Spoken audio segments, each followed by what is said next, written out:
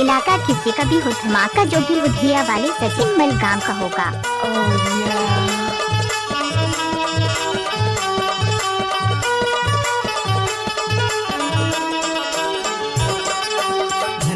बोरा बोराई के काम भैया झन करबे ना, दीदी झन करबे ना, बोराई के काम भैया जाना पड़ी राम की दुआरी रे दो, तोला जाना पड़ी राम की दुआरी रे दो।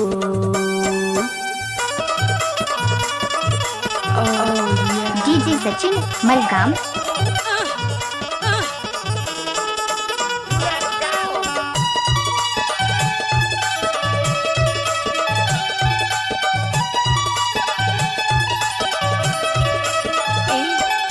झनकर बेचोरी और झनकर बदमाशी, ऊपर से देखते डीजे सचिन चौकी लुधिया वाले। चोरी और झनकर बदमाशी, ऊपर से देखते लग जाही फांसी, ऊपर से देखते लग जाही फांसी गा। झनकर बे भैया बुराई काम रे, झनकर बे दीदी बुराई काम रे, झनकर बे।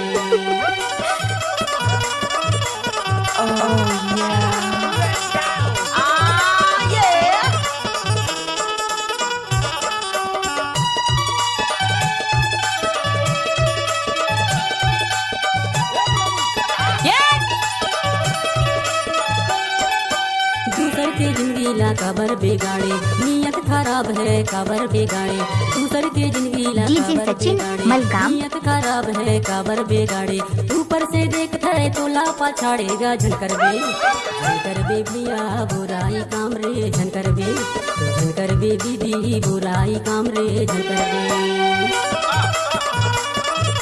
शादी में आई हो तो नाच कर जाना।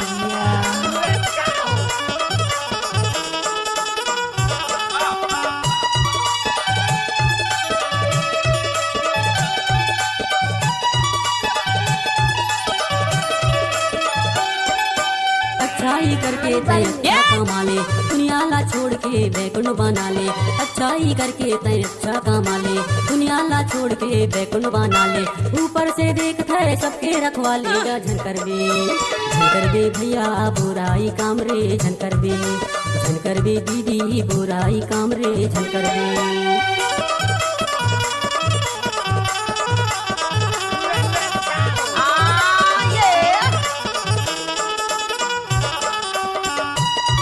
डीजे सचिन मलगाम।